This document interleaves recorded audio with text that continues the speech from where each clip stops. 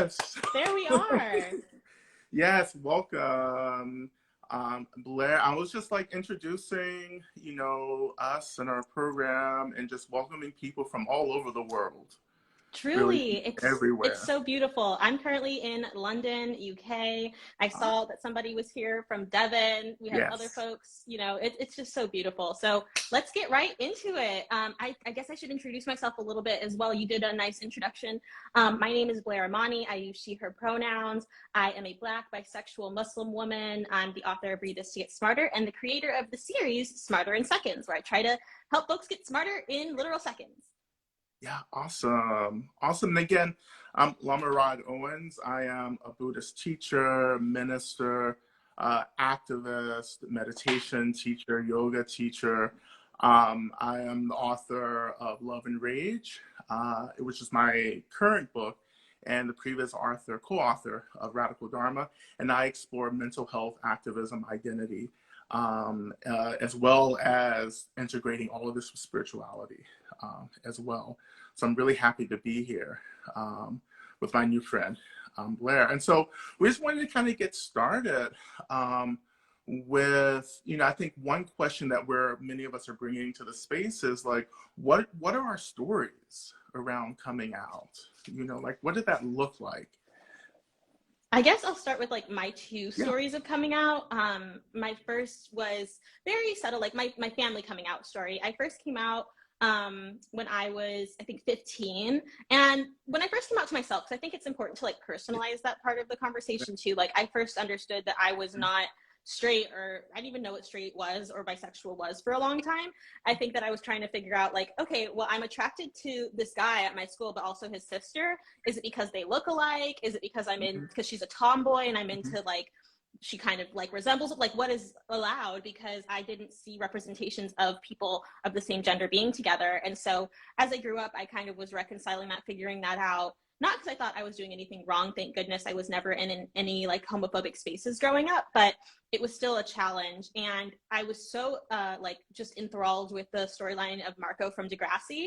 But there was that kind of double-ended sword where it was like, okay, we have gay representation, but Marco is miserable. Marco feels like he has to come out to his parents or he's living a lie and all these things. So I thought, oh my goodness, I didn't know I was lying to my parents this whole time, And so I like sat my mom down very dramatically and I was like, okay, Mom, it's time that you knew I'm a lesbian. And she was like, okay. And she actually helped me understand the language of bisexuality. And we looked up that definition together, and I am bisexual. My mom kind of had tracked that I was, interested in people regardless of gender. I have also previously described myself as pansexual, but bisexual works for me too. And yeah, so that was the first time. Very chill, very calm.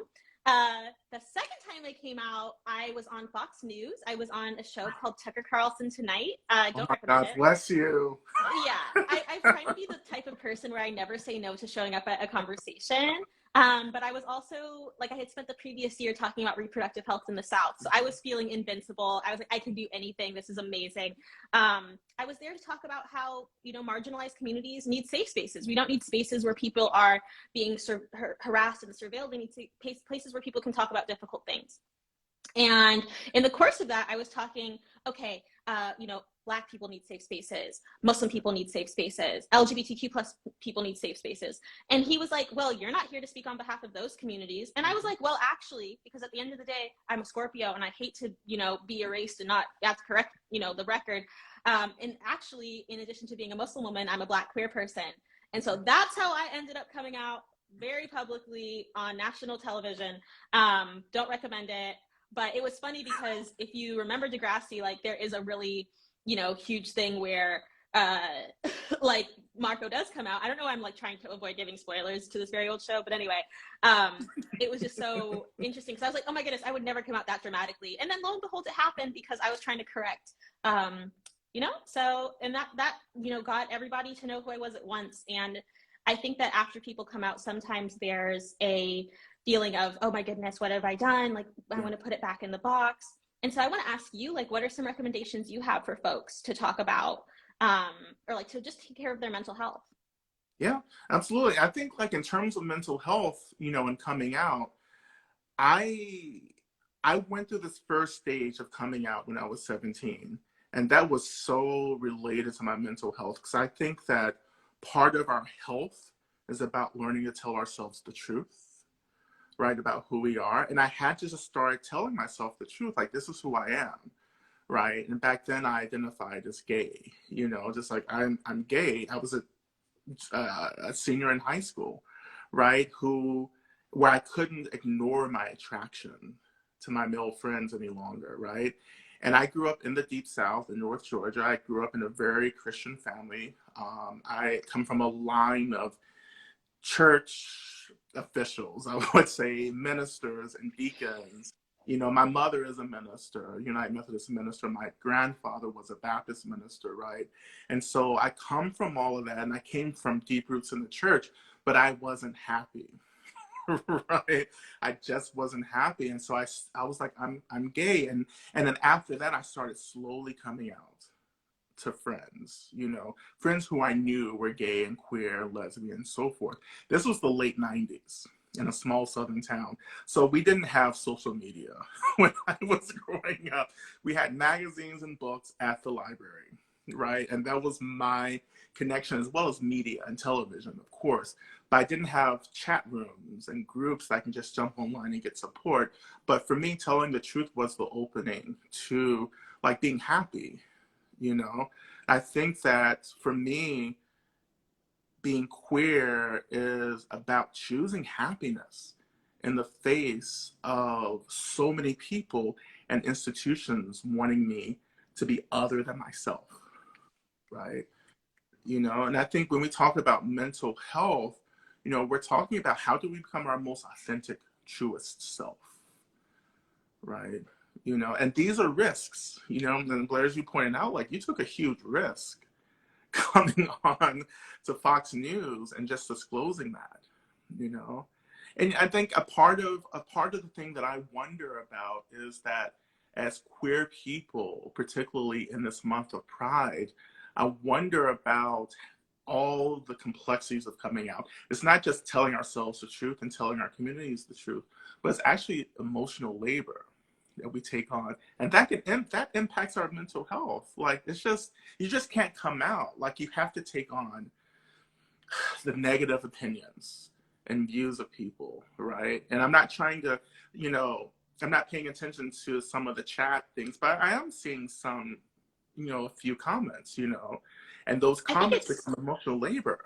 Yeah. I think it's interesting. I've definitely gotten to a place where previously I would see like hateful comments and I would literally break out into hives because I have generalized anxiety disorder and I had a very physical reaction to it. Today, I have like just a better understanding that has come through me doing meditation, that has come through my yoga practice, reading and, following the work of Susanna Barkataki, who talks about, decolonizing these understandings of like, mental health. And I think it's a huge amount of emotional labor. But what I have been able to do is to depersonalize it. Yeah. So when somebody has a message toward me and they don't know who I am, they've never met me. Yes, they can follow me on social media and have a slice of my life. But when they say something like, you're going to hell, God doesn't love you, I'm just worried about your soul. I previously would have taken that so personally, but today I'm like, I don't think that's the case. I think that there's something in your life that you don't have control of that is giving you pain and giving you pause. And what you're instead trying to do is project onto me a sense of control that you don't have in your own life, because I'm more close in proximity to you than the senators that are trying to make sure that we are impoverished, than the people who are trying to prevent us from being able to have autonomy over our bodies. And so now I'm kind of like, I am grateful that it's directed at me and not the people in their lives. Yeah. I'm grateful that I can be the kind of like metaphysical receptacle of all these people's like kind of like frustrations and anger. I know I don't deserve it, but I can handle it. And it's not about growing a thicker skin. I'm just as sensitive as I've ever been in life, but I know it's not about me. It's about other people's own problems. And actually I had a conversation, Andrew Seven Seeley, who's also an amazing, yogi practitioner, when I was in Costa Rica, and I talked about birds versus sloths. And I think that birds, so when I talk about it, birds are the people in our lives who don't have time to sit down and to go poo, to deal with our proverbial I don't know if I can cuss, so I won't, but our proverbial poo, you know, like our trauma, our pain, our frustrations, our anger, and we can bottle all of that up. And a lot of people either bottle it up or just put it on anybody. You know, like a bird, when a bird needs to relieve itself, it's going to go on your car, it's going to go on you, it's going to go on your Yeah. stuff, it doesn't care. Now think of the poo as our actual emotions and our stress and the things that we need to handle. And then when it's a sloth, sloths are some of the slowest animals on planet Earth. And what they do is they climb down from trees to deal with their poo. And I like to think it's because they don't want to get it on other people, but like there's actual like evolutionary reasons behind it. They actually only climb down to give birth into poo.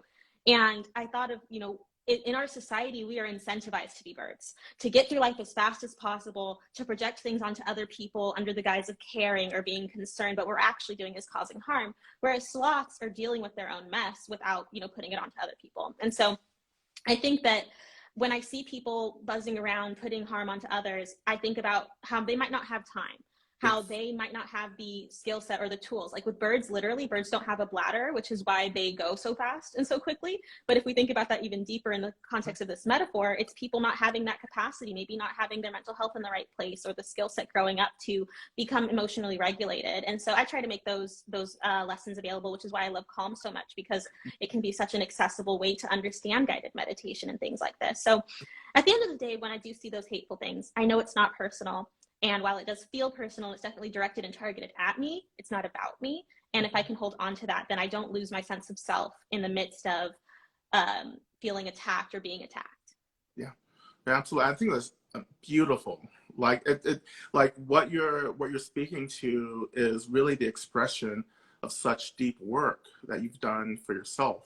You know, and I think that in the positions that we're in, being in the world of being visible right now, I think we can only survive through the work that we've done for ourselves, the holding of ourselves, the care, the love, the compassion for self, right?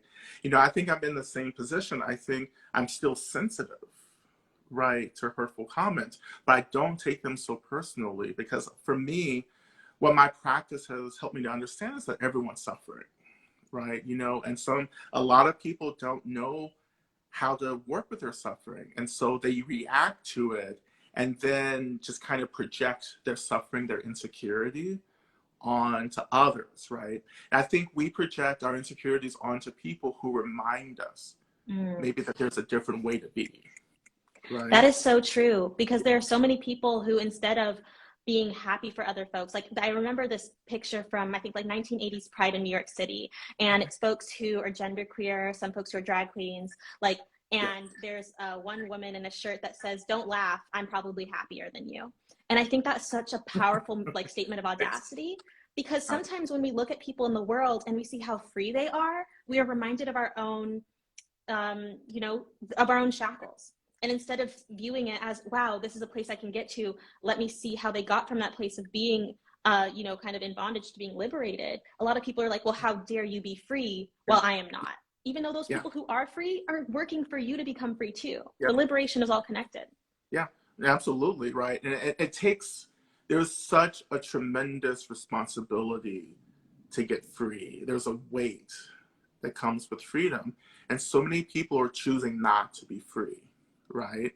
You know, and for those of us who are choosing freedom, who are choosing liberation, we have to hold the brunt, you know, of people's deep brokenheartedness, you know, right now. And I think, as well as with you, as also with myself, I think so much of our work is reminding people, no, you can do this.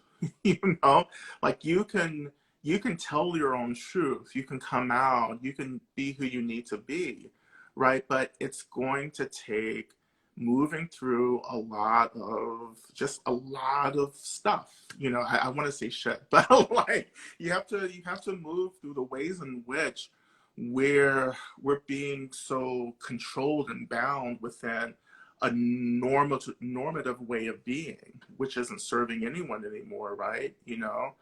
Oh, absolutely. I think of how it's not just relevant to the LGBTQIA2S plus community, but so many people. I spoke to a young man named Leo in Toronto recently, and he was talking about how, like, I was, you know, we got into like, oh, so what do you do? Like all that type of thing.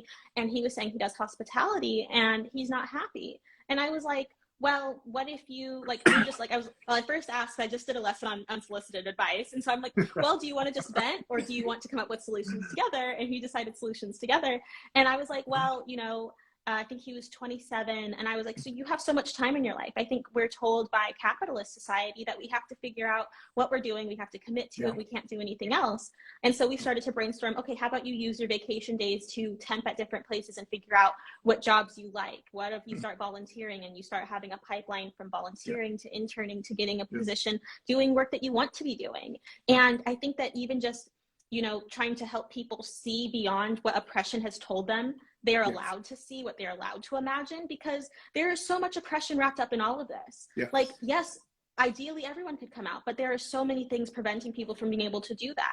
And it's about helping folks to understand that there are sacrifices within all of it, but that at the end of the day, if you're the only person that knows that you're part of the community, that is enough. Yes. That you deserve more, but if you don't have more, it doesn't mean that there's anything wrong with you. It means that there's everything wrong with the circumstances that you're in that have prevented you from being able to just be, instead of having to perform aspects of yourself that others view as acceptable and conceal the parts of yourself that you should love, but that other people around you are not prepared to love. And that's not on you, that's on them. Absolutely. And I think this is really important, to point out that like we all come out.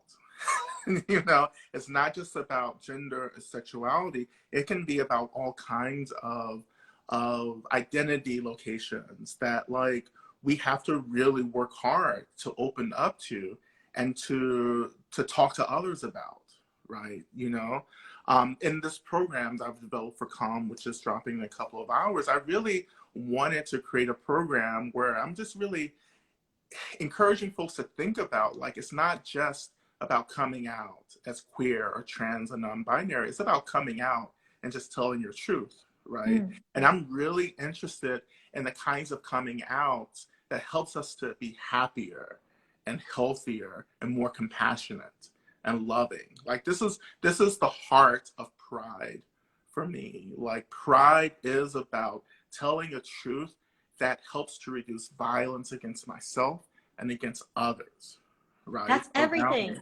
Yeah. That is everything. Like even with the sloth and bird metaphor, that's what it is. It's so that you can show up as your most present self. Because if you are spending your day at work, having to compartmentalize facts about you that other people have either demonstrated to you or society has demonstrated to you are not allowed, and yet you are still existing, you can't be as effective. You can't be as present. And it's like, that's the thing with coming out, like whether it's just like, talking about being an immigrant, being bilingual, like just, having divorced parents, like literally being divorced yourself. Like if we are constantly trying to perform something and then do the work that we're called to do, showing up for each other, being present with each other, being loving with one another, and then we're also existing in a society that prevents us from being able to work out all of the mess that we need to work through to be able to do that, then we get what we have right now, which is war, which is suffering, which is trauma, which is pain, and then harm to one another. Because like I said at the beginning, like it is much easier for us to reach out and harm somebody close to us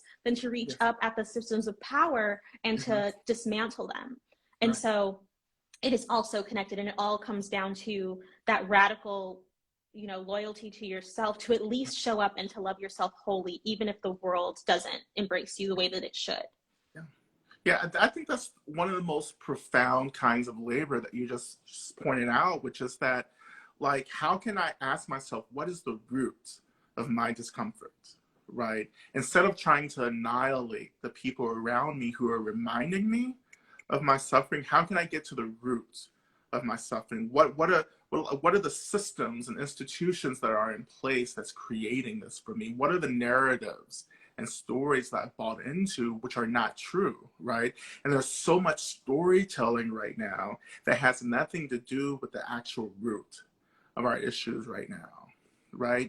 And it also, that the struggle that we have also comes from this intense amount of hurt that we don't know what to do with. Like we don't know how to heal. We don't know how to lean into the trauma and to offer space for the trauma. We don't know how to do that work. And my heart breaks, right? Because there's so many people who are hurting, but because of their hurt, they're creating more harm for all of us, right? Absolutely. You know, and And I I think think that, like, oh, sorry, go ahead. okay, please continue.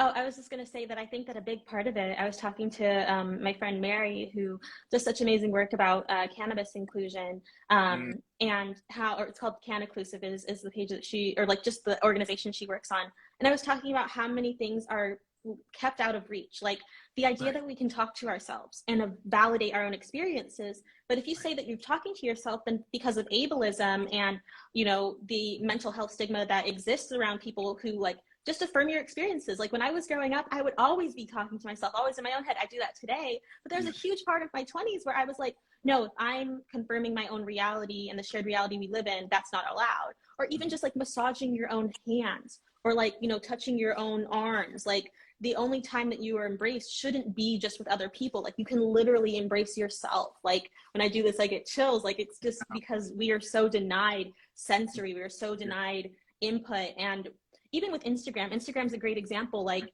being an influencer, as I've become over the past 2 years, I was waking up and waiting for other people to say something nice about me before I said something nice to myself. Why? Right. I can Right. look myself in the mirror and be like, hey, you're going to crush it today. You got this, self. That's totally fine. And so starting to practice those things and build those things into your practice of just Yeah. being alive should be as regular as drinking water. But we still have folks who don't drink water regularly. So it's all levels, Right. you know? Right, right. That kind of self-care is extremely important, you know, because I think as queer and Black folks, you know, I mean, that's just two of our identities, right? We can go on, you know, but for me, being queer and Black means that I feel as if I've been born into a cultural situation that really doesn't want me around. Like I've never felt welcomed in the world in this intersection of queerness and Blackness, right? And so I've had to really invest in this kind of self-work of doing exactly what you just offered. Is like, I need to start holding myself tenderly, right? And validating myself. You know, the world is only reflecting ugliness back to me. And I had to disrupt that, right? And I've done some really extreme things, you know, like I'm a lama. A lama means, you know, it's a teacher in the Tibetan tradition of Buddhism. To become a lama, I had to go away for 3 years in silent retreat. Like that's how serious I was, right? About and that 3 years of being cloistered, right, really helped me to go deep into the sense of who I was, right? And you're talking about being out and proud. Like my experience of out and proud now after retreat compared to before I went into that experience, it's like night and day, actually. You know, to be out and proud means that like I don't see myself as being wrong.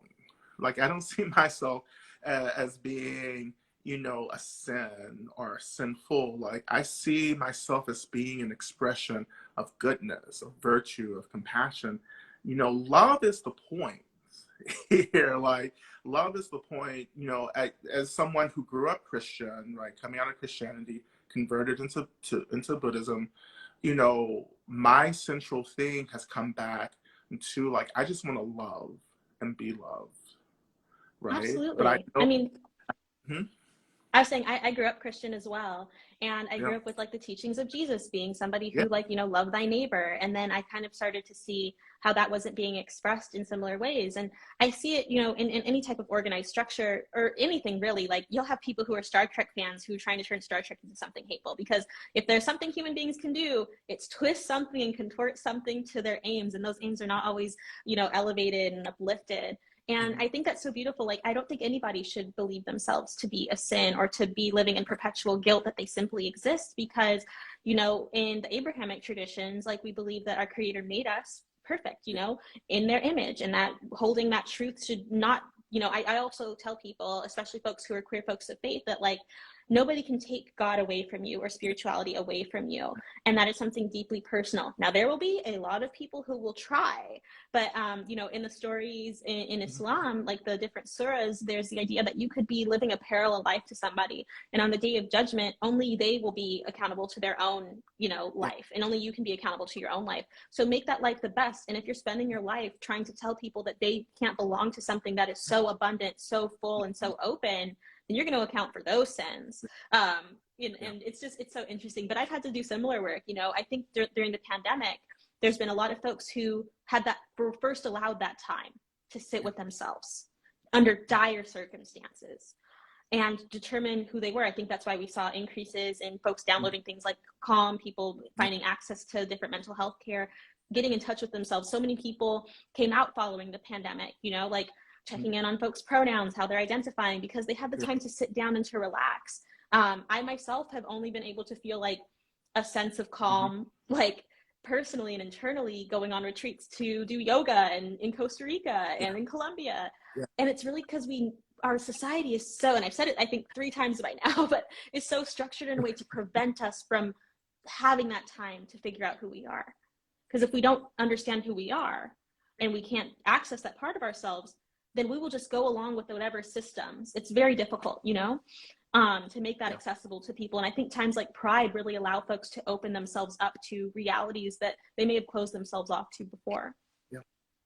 Yeah, absolutely. And I just want to take just a quick moment to welcome everyone just coming into the space. I know people have been coming in and out. This is a wonderful conversation between myself and Blair Imani here. We're talking about pride, we're talking about mental health, we're talking about mindfulness, self-care, and love. And we just really encourage you just to offer really positive energy into the space right now, you know, because this is a part of our self-care right now. But I want to talk about there's self-care, right? And then there's collective care, you know? And for me, pride is it's about self-care, but it's also about the collective. Like, who do I belong to? Who are my communities? How can I help, right? You know, and we've talked about how we have to help ourselves, and then we open up to helping our collectives, our communities. Why is that important for you, Imani? Like, who is your community? Who do you belong to? And how do you help these communities? I think for me, it's like the part of the ethics of pride and of community mean looking at it from all different angles, spiritually, emotionally, mentally, also economically. I serve on the board of the Tegan and Sara Foundation, which I know Calm is going to be working with. And it's like doing this work of like, you know, I don't have time to do what I do on Instagram and then also like commit myself in these long-term ways to different organizations. But what I can do is like lend the platform that I've been able to grow to these different outlets, making sure that when I'm doing a partnership with Pride, that it's not rainbow washing, that it's actually like deep, intentional, long-term sustainable commitments, whether it's like financial or having a hiring pipeline, because it has to be so thorough. Because I was talking about this recently with some friends, like during Pride, sometimes you'll see folks that get called out, some folks that get called in. And what I like to say is that you only get called out when you get so far away from the community that you can't be called in. Right. And so while being out and proud and visible may make a lot of people think that you're a spokesperson for the community, it's remembering that there is no one voice, that it's the multitudes of voices and identities and experiences that have to come together. And so what that has looked like recently for me personally is, again, working with the Tegan and Sara Foundation, which I know we're going to talk about a little bit later. But also trying to make space. Like one of the first, I got a message from somebody, I call my followers Smarties because we're all getting smarter together. And they were saying like, Blair, how can I go to Pride if I'm not even out to my family? I feel like a hypocrite. And I literally dropped everything I was doing and I made a whole lesson about how you do not have to come out. It is not mandatory. It is not required. We are expected to come out because of these systems of oppression. But the fact is you don't have to. If you can, wonderful. If you can't, that's not on you. That's on the people around you. And so I did a whole lesson on that, because I try to use my platform and my resources to create spaces for people who feel like that. Because if one person has reached out to say, I feel like I can't go to Pride, even though I am part of the LGBTQ plus community, that's the one person that reached out. But that means that there are thousands of people who feel that they can't. And so how do I address that? Like, it's not just looking at the people who you can see, but looking at the folks who are invisibilized and who are erased, and creating space for those folks as well. Yeah, absolutely. And I think one of the ways that at least I create space in the way that you just pointed out, is that I feel an obligation to be out in public, you know, or to be out in public, right? Because for me, when I was growing up, coming into my teens and really struggling with coming out, I relied, you know, in ways that I wasn't even conscious of. I relied on people who were out, like to show me, they were giving me an example of what it meant to be your authentic self, right? And I grew up in the 80s and the 90s, and coming into like the mid 90s, that's when we really began to see a lot of mainstream, representation of queer folks, right? It wasn't perfect. It wasn't great. It still isn't, But for a young gay boy in the Deep South, before the internet, like turning on the TV, right, or opening up a magazine to see queer folks, that was transformative for me. And I learned early on that, like, oh, part of my activism is actually just being out, right? And then there are people watching who are looking at you and saying, oh, Rod is doing this, Blair is doing this, right? That gives me hope to come out. I see an example of what it could be to live my most authentic self, And I just want to give a shout out to all the drag queens that I started to know growing up, on TV, and the drag queens that became my friends. And, as I got into my 20s, who really showed me how to be fierce, like to be fierce and loving at the same time. And that really, in many ways, saved my life, And another part of this kind of collective kind of consciousness is really remembering, all those who came before me, who made it possible for me to even, for us to be here, in our intersections, in this public space, on comms, platform, talking about these issues, right?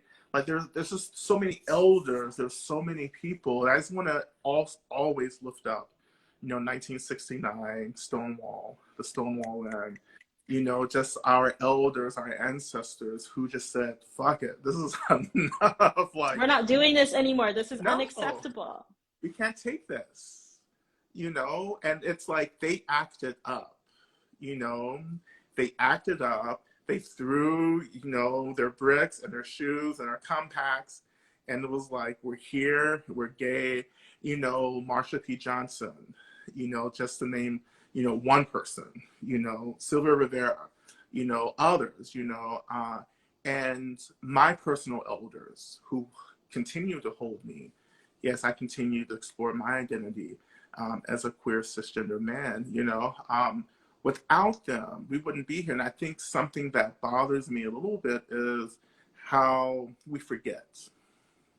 Oh, so often. We forget. I think it's so necessary to like cite and bring that up. Like, I think that what Stonewall really represented was this push against complacency, the homophile movement, as it was called previously, of just like, we're just like you, we're just a little different, and this kind of like meek attempt at an assimilationist organizing approach, which we saw again following or we saw during the fight for marriage equality, and people really ignoring and forgetting that we wouldn't have had marriage equality if it wasn't the work of trans and non-binary folks of color who are still facing peril today. And can't just be a talking point. It has to look like, literally like uplifting, empowering, and funding folks to do that work. I've recently been working with an amazing brother of mine, Caden Coleman, who has a series called Transgender Time, and it's so beautiful. It's similar to my series Smarter in Seconds, and also so different and so unique and so special because there are things that I can't talk about as a cisgender woman, even as somebody who studies gender, because you have to have expertise and lived experience together. And so seeing that, seeing Caden's rise and like just lessons about why we shouldn't be questioning people about their like anatomy because it's inappropriate, but letting people live through the awkwardness through video format of how to do that. So there's folks in the present, but there's folks in the past. I think about so many of the unnamed, queer ancestors that we had, Lorraine Hansberry, for example. There was the kind of debut of the Lorraine Hansberry initiative in Times Square just this past weekend, and my cousin Tay Hansberry, who was there to present and talk about it, we were discussing how we only know that Lorraine Hansberry was bisexual because her private diaries were released. And today we see people kind of retroactively rewriting the story, saying that she was an out and proud, sometimes I say lesbian, and completely just do the biphobic thing of erasing bisexuality. But the fact is she wasn't out, and she still mattered. And what that should call us to do is not to rewrite the past, but to say that we shouldn't think of all of our luminaries as being straight and cisgender because we've assumed that onto them. that we have to remember our queer elders, our queer and trans elders, as people who existed even if we don't know for sure, because we have folks like Josephine Baker who never said, hey everyone, I'm bisexual, but she was, and she was there, and she was a hero who helped to fight anti-Blackness and anti-Semitism. We have James Baldwin, who did talk about being openly gay, but also didn't do it in the way that white society may expect for him to do. And so I think it's like that complexity, even looking at even the Middle Ages. I did a lesson recently where I was talking about Colonimus, who we today understand as a transgender icon, but the language of transgender, identity, or, the language of gender expression was not the same in the medieval ages as it was today. But seeing her poetry about feeling discontent with her assigned gender and the expectations of gender that she had will allow us to understand that we should use she, her pronouns for Colonimus and understand her today as a transgender woman. But it's the legacy and the history and the understanding that just because people didn't spell it out like Sappho did back in ancient Greece doesn't mean that folks weren't there and powerful and mattered. Yeah, and having this incredible influence that has shaped our culture and, in our communities even now. I think that this is such an important issue that you're bringing out, Blair, is that we can easily whitewash history or hetero-wash history. Cis-wash, all types of wash, yeah. It's this kind of, I always say it's just kind of a I forget the word, but it's just ignoring, bypassing actual history and saying this is the story that we're going to create because this is more comfortable, right? This is appropriate for the dominant culture, right? And I think may, that there is, I was gonna say, I'd love to shout out somebody who's working to fight that. Eric Servini, Dr. Eric Servini, is doing that kind of all the time. Amazing book called Deviant Tour, but recently a series I was able to be a part of called The Book of Queer. Because throughout history, historians have gone, these people are clearly together. We've seen the love letters between them. Yep. They were roommates. They were close friends. They were best friends. And it's that erasure that is so toxic. And so there's an entire series about that called The Book of Queer. And it's just a taste. That is one, few stories, but just it's mind-boggling. And I know that you've had this too, Lama Rod, where you're looking at history and you find out that the queer folks are there, and you're wait, there's kind of this subtle, not so subtle assumption that everybody else is straight and cisgender, but that's ridiculous. And it's why can't we just open up to the potential that maybe our favorite historical figure had a more expansive, complex life? Why does that disrupt us so much to learn? I think about, for instance, Abraham Lincoln and his roommate. Roommate, right? Why can't we just consider that he may have had a male lover earlier in his life? Absolutely. Yeah. I think it's the same thing as how people don't want to discuss, I'm a historian, so I'm always going to drag everybody. But with Lincoln, leaning into his kind of decision, he was going to do anything to keep the Union together, whether that was freeing the slaves or keeping them in bondage. But what we end up having is these very opaque, one-sided narratives about people. Either they were good people in history who fit all the boxes of whatever, or they were bad. And it's well, actually, people are complex. Now, there's some figures in history where you can be no, you did so much garbage stuff, you're just garbage. But then there's a lot of other folks in history that are just regular people. And I think that we either deify people or we demonize them. And we turn them into people that we cannot even touch because they are so, they never farted. They never, had a day where they were just super gassy. They were perfect and pristine. Or they were just horrible. But the fact is that just like human beings, history has done its share of cancel culture. I don't understand why people think that's new. It's not. But the fact that people are complex, and it doesn't take away from them. But then I think what we also have is when we understand people to be queer, sometimes I'll see folks who want to talk more about James Baldwin's sex life than his literature. And it's well, we can't fetishize people. We can't, hyper focus on one aspect of their lives in this inappropriate way, but we can't also erase. So it's just looking at people holistically. And I think that folks struggle in the present day to do that with one another as well. Yeah, and and before it gets too late, I know I see people dropping on and off. Our numbers are getting a little low. I just would love to invite you just to talk about your work with the Tegan and Sara Foundation before we get too close to the end. So I think this is such an amazing offering that the foundation and you're offering to our well-being. Definitely, thank you.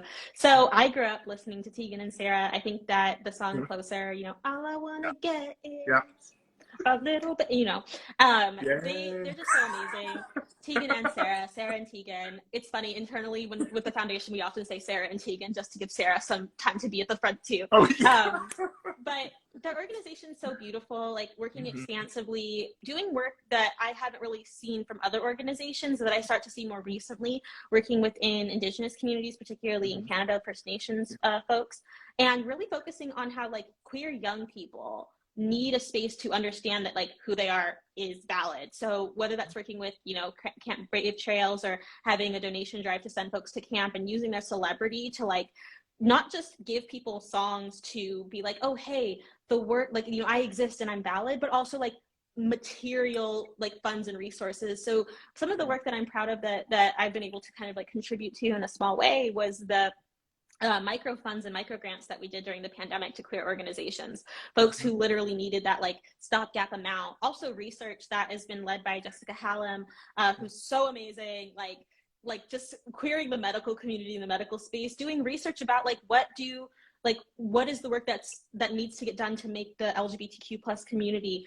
have access to medical care. And what one of the findings was from one of those studies was that a lot of queer women already have access to medical care, but they're being erased and ignored because they're only asking hetero questions. They're only asking questions that that prioritize cisgender identity instead of looking at people expansively. So it's so cool. And then something that we have kind of in the works as well is a medical directory so that people can Wow. get access to affirming care through affirming Oh, providers, because that can be the difference between you feeling like you should go to the doctor. I mean, in the US, it's already a struggle because the healthcare is a mess, but yes. it would be a shame, and it happens so often that people do have access to medical care and are delegitimized or erased or have violence done to them. And so it's about just having people care about holistically, because there are so many harms that we face and there's so much work that we can do and that we are doing to work toward a better future. And Tegan and Sara is a huge part of that. Tegan and Sara Foundation is a huge part of that. And so are Tegan and Sara, or Sara and Tegan. I'm gonna start doing that too. Tegan and Sara, Sara Tegan. Thank you so much for this work. I want to thank Tegan and Sara and Tegan for there are so many performers, celebrities, public figures who aren't using their platforms really to really help the people who have made them famous, right? It's so And it's so often, or like yeah, during Pride Month, we'll see, cis straight celebrities be uplifted over the queer celebrities that we have in our community. And I yeah, think it really comes down to that, like acknowledging that you have celebrity, but then yeah, using it for good, because what is the point of all of this visibility if we aren't using it to help other people become free? yeah, yeah. And it's about responsibility to community, right? To give something back, you know. This is such incredible work. And another big point, in the work with the foundation is actually providing resources for people to get access to affirming care right now. Even as a queer person, right, I am still very sensitive to who I go to care, to who I get care from. Like, because I know that I can still be deeply wounded by the lack of sensitivity to what it means to be queer, right, in this world right now. And I think in the healthcare industry, as well as in the mental health sector, like we have to really focus on making sure therapists and service providers really have an understanding about the forces, the constraints that we're working through, to seek care. I get so many I have so many people reaching out to me looking for referrals, for mental health support, and we just don't have enough, and I know that there are people who have been joining in the chat who are queer therapists, trans therapists, non-binary therapists, really focusing on this intersection of gender, sexuality, and society. So I really encourage many of you, if you're looking for affirming care, just to check out some of the folks who have been posting in the chat, And I also want to actually shout out my coming out program on Calm. Yes, because it Just like launches kick off. in like an hour. Yeah. I guess I'm excited. I have 2 programs already up on mourning, grieving and mourning, and self-care. And so those are already accessible. And when I was asked by Calm to really create a program for coming out, I just thought, wow, I've never actually heard of this before, So I'm really grateful for Calm for taking this risk, particularly right now, just saying like we need a program right now. And again, this program, yes, it's centered around identities of queerness and gender, but it's also for all of us. Like, again, we all have something we're coming out about, as well. And again, and then our time together has really been about just affirming, that like we queer folks, trans folks, gender nonconforming folks, we have a right to be well, and that unfortunately the work that we're doing to be well is really about holding space, I think, sometimes for other people who aren't, don't feel they have the capacity to be themselves, And it's right? not about giving those folks a pass. It's just about No, understanding that when somebody comes at you understood. out of pocket, Yeah, it's them and not you. yeah. And I think that's a Yeah. huge thing. I think one part of Pride Month that is under discussed is us taking care of ourselves. We talked about our queer elders, and somebody was talking about not seeing queer men during between the ages of 50 to Yeah. 70 or older because of the HIV/AIDS epidemic that was so under discussed, because people didn't want to say, Reagan didn't want to say HIV/AIDS, didn't want to provide resources and care. And we still see that today, but it's that we deserve that. Part of thinking that you're a sin because of this, hetero patriarchal normativity is feeling like that you don't deserve to live, that you don't deserve nice things. And the fact is that you do, by the very virtue of your existence, that the fact that you are here is enough, that it's not what you're contributing to, not what you're producing, but that you are you, that you deserve to have a sense of, calm and understanding, not to make a super huge, obvious pun, but that you deserve those things. And that resource that Calm is creating along with you, I know is going to be beautiful. I was able to contribute a little bit to it. With my That's story, right. Coming out but I'm so stories. Yeah. excited. Yeah, just please check out all the offerings that Calm is rolling out. Blair has offered a coming out story. There are other folks who have offered coming out stories. And these stories and narratives are so important because it helps us to understand that we're not alone. Like, isolation intensifies our suffering, right?